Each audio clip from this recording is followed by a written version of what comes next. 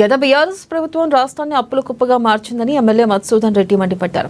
మహబూబ్ నగర్ జిల్లా చిన్న చింతకుంట మండల కేంద్రంలోని ఎంఎస్ గార్డెన్ ఫంక్షన్ హాల్లో లబ్ధిదారులకు రేషన్ కార్డులు అందజేశారు. అలాగే కళ్యాణ్ లక్ష్మి, షాదీ ముబారక్ చెక్కులను పంపిణీ చేశారు. పేదల అభివృద్ధి లక్ష్యంగా కాంగ్రెస్ పాలన కొనసాగుతుందని తెలిపారు. చిన్న చింతకుంట మండల కేంద్రంలో జూనియర్ కాలేజ్ ఏర్పాటు చేయలేదని, ఒక్క రేషన్ కార్డు, ఒక డబుల్ బెడ్రూమ్ ఇల్లు ఇవ్వలేదని గత ప్రభుత్వ వైఫల్యాలను ఎండగట్టారు.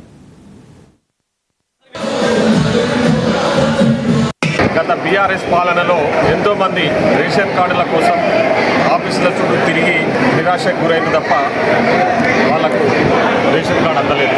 కానీ ఈరోజు మా ప్రజాప్రభుత్వంలో రూపాయి ఖర్చు లేకుండా ప్రజాపాలన అందిస్తూ ప్రజల వద్దకే పాలన కార్యక్రమాన్ని తీసుకొని ఎవరైతే రేషన్ కార్డ్స్ లేరో వాళ్ళందరికీ దరఖాస్తు చేసుకొని ఎవరైతే దరఖాస్తు చేసుకున్నారో వాళ్ళందరికీ కొత్తగా రేషన్ కార్డులు ఇవ్వడం జరిగింది. ఈరోజు చిన్న చింతకుంట మండలానికి సంబంధించి 346 కొత్తగా రేషన్ కార్డులు ఇవ్వడం జరిగింది.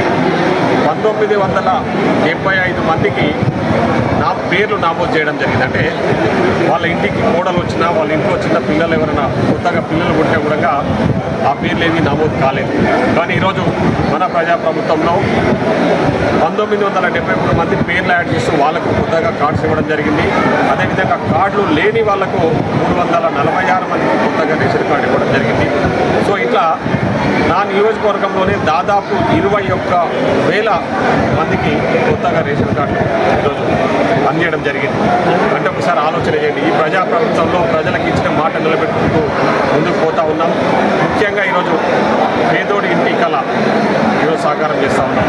నా నియోజకవర్గంలో 3,500 ఇందిరమ్మ ఇల్లు ఇచ్చి లేని వాళ్లకు ఇల్లు కట్టుకునే విధంగా ఈరోజు ప్రభుత్వం ప్రోత్సహిస్తూ ఉన్నాం.